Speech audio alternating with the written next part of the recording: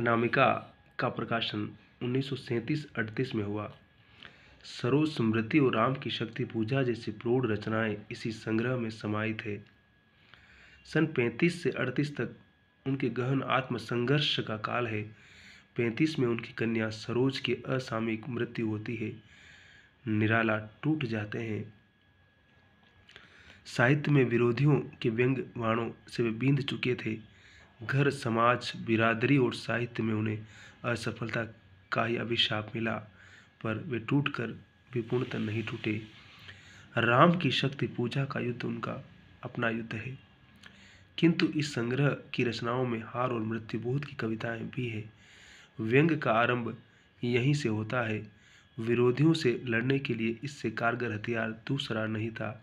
यह उनका अपना रक्षा कवच भी था। अनामिका की पूर्ववर्ती कविताओं में व्यंग्य अनुपस्थित है। इस संग्रह में वे एक और सरोज स्मृति, राम की शक्ति पूजा लिखकर अपनी प्रतिभा से उन्हें परास्त कर रहे थे, तो दूसरी ओर उनके विरुद्ध व्यंग्य शरों का निक्षेप कर रहे थे। वस्तुतः ये एक ही मानसिकता के दो पहलू हैं। तुलसीदास 34, सरोज स्मृति 35 और राम की शक्ति पूजा 36 निराला की सर्वोत्तम रचनाएं हैं। ये तो निराला का समग्र साहित्य आत्म चरित्रात्मक है, पर इन रचनाओं में उनकी आंतरिक व्याकुलता और छटपटाहट साकार हो उठी है। यदि उनको क्रम से पढ़ा जाए तो हम इस निष्कर्ष पर पहुंचेंगे कि इनमें अंधकार से प्रकाश की ओर बढ़ने की एक गत्यात्मक प्रक्रिया है। तमसोमा ज्योतिर्मय, तमसोमा ज्योतिर्मय। इनकी संरचना और वस्तु में एक सूत्रता भी खोजी जा सकती है। सरोज स्मृति के पिता शक्ति पूजा के राम और तुलसीदास कहीं न कहीं एक दूसरे से मिलते जुलते हैं। कर्म संन्यास, शक्ति आराधना और उत्थानमूलक सांस्कृतिक चेतना एक ही मन स्थिति के विकसनशील रूप है। राम की शक्ति पूजा दोनों कविताओं की मध्यवर्तिनी है। तीनों छंदोबद्ध है, तीनों बहुआयामी है, तीनों में युद्ध है। देखता राह में खड़ा अचल वह क्षरक्षेप वर्ण कौशल सरोज स्मृति आज का तीक्ष्ण श्रवित्र क्षिप्रकर वेग प्रखर राम की शक्ति पूजा होगा फिर से दुर्धर्ष समर, होगा फिर से दुर्धर्ष समर। तुलसीदास राम की शक्ति पूजा का पूर्व चरण है। यह आत्म चेतना का विश्व चेतना में लय का काव्य है, जिसमें भारतीय सांस्कृतिक और औदात्य अपनी पूरी गरिमा में अभिव्यक्त है। तुलसीदास निराला के अत्यंत प्रिय कवि थे। उन्होंने तुलसीदास का अध्ययन मनन उस समय से आरंभ कर दिया था जिस समय समन्वय के संपादक मंडल में थे।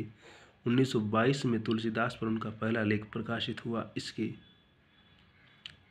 बाद 5 लेख और मानस के कुछ अंशों का खड़ी बोली में अनुवाद भी किया। इस चिंतन की काव्यात्मक परिणति है तुलसीदास जैसी लंबी कविता।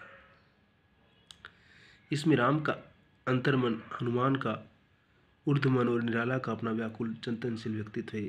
कवि क्या कहता है कि देश काल के शर से बिंद कर यह जागा कवि अशेष छवि धर। कि बहुत सारे दुख सहे लेकिन फिर भी उन्होंने अपनी एक छवि बनाई मजबूत। निराला का दूसरा दबाव है तुलसी के देश काल का और अपने देश काल का।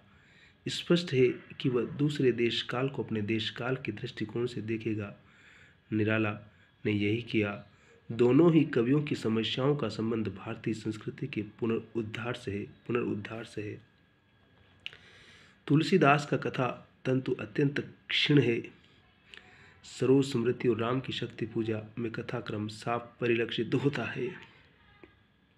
इसमें कथा तत्व उस जनश्रुति पर आधारित है जिसमें विराकुल तुलसीदास अपनी पत्नी रत्नावली से मिलने उसके मायके जाते हैं और भर्तृष्णा पाकर विरक्त हो उठते हैं। यह भी प्रबंध के बीच थोड़ी दूर तक जाता है। प्रबंध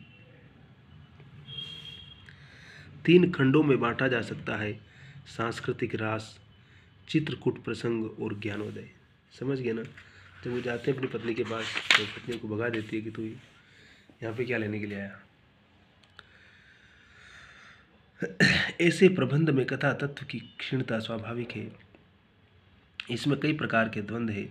विदेशी और भारतीय संस्कृति की जड़ और चेतना का, बंधन मुक्ति का, घर बाहर का, अंधकार प्रकाश का आदि पूरी कविता का अधिकांश अंतर द्वंद्वपरक आत्मालाप है।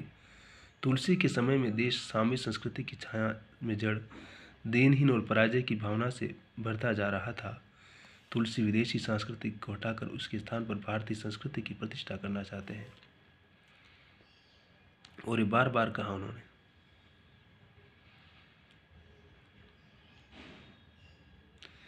कि वे शेष श्वास पशुमुख भाव पाते प्रहार अबहत श्वास, सोचते कभी आजन्म ग्रास द्विजगण के, होना ही उनका धर्म परम, विवर्णा धर्म रे द्विज उत्तम, ये चरण चरण बस वर्णाश्रम रक्षण के, वर्णाश्रम रक्षण के।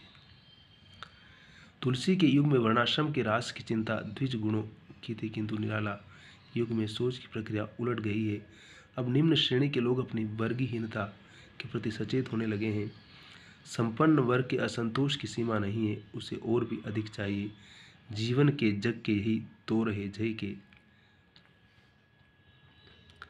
रत्नावली प्रसंग में उन्होंने बंधन और मुक्ति का द्वंद्व चित्रित किया है। स्त्री बंधन भी है और मुक्ति भी, वह माया भी है और शक्ति भी।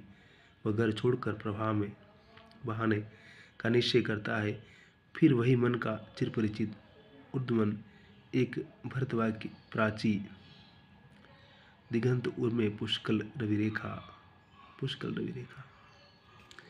तो ये सारी चीज़ें उनके साहित्य में निरंतर चलती रहती है।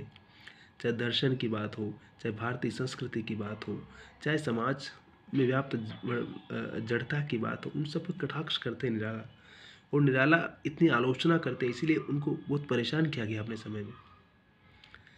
लेकिन निराला ने जो सत्य था, जो समाज की वास्तविकता थी, उसको बखूबी बयान किया। उन्होंने हर तरह का दुख उठाया अपने जीवन में।